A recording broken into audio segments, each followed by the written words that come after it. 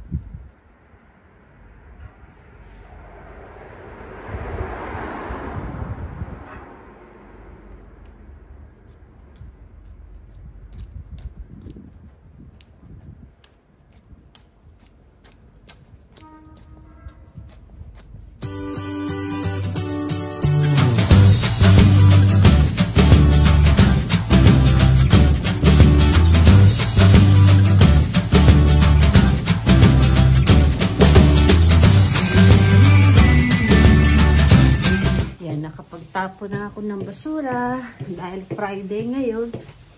Nangingitim na yung uso ko sa lamig eh. So, tapunan ng basura ngayon pag Biyernes eh. Hiningal ako. Tingnan natin kung anong mailuluto. Pero meron ako ditong pang ano, magsasaing pa ako. Diyos ko Lord, ano ba yan? Ayan, magsaing tayo dahil wala tayong kakainin. Uy, Diyos ko, napakalamig pa.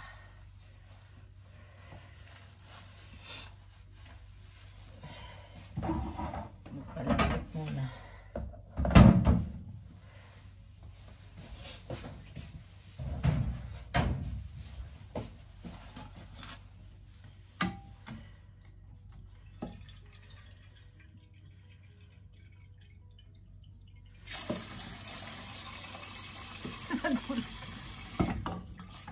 At habang nagkasalang ito, magpapalambot ako ng buto-buto. Maghuhugas pa ako ng plato. Ang daming gagawin, guys. Pero kailangan natin gumalaw.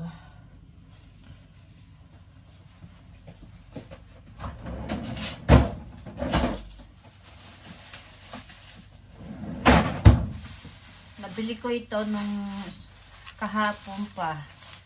Namalengke na ako doon sa night market.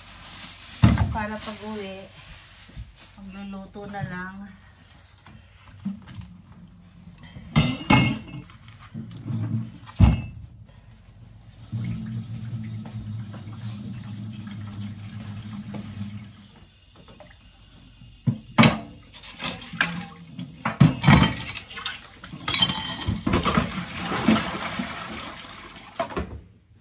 Lagay na natin to.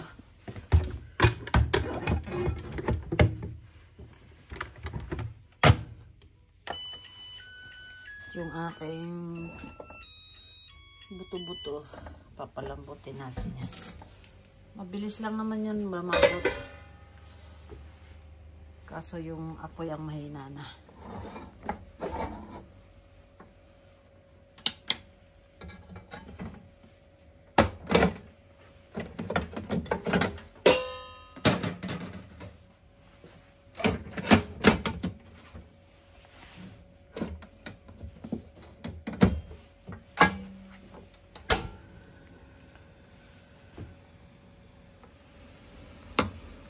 Ayan.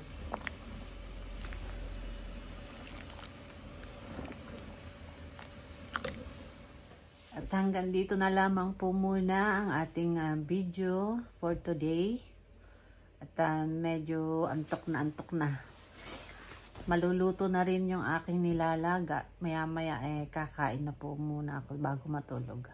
Maraming salamat po sa inyong panonood. Maraming salamat po sa aking mga subscribers. So, walang sawa ninyong panonood sa akin. Balitaan ko po kayo kung anong mangyayari sa aking application sa aking bagong trabaho. So, for now, iniintay ko pa po yung resulta ng aking working insurance para makapag-file po ako pansamantala para may panggastos dito sa bahay. As you can see, kita nyo naman, nag-iisa lang ako dito sa bahay. Yung aking naiwang isang anak ay medyo busy rin sa kanyang lifestyle.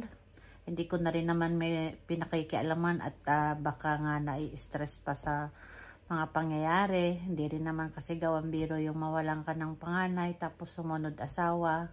Tapos ngayon, trabaho naman yung nawala sa'yo. Siguro, yung anak ko nag-resign din sa kanyang pinagtatrabahuan dahil nagkaroon ng fracture yung kanyang buto.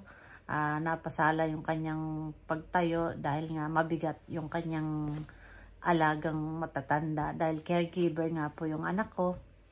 So, pareho kami, nangyari sa ngayon, pareho kaming medyo pahinga muna and siguro by next month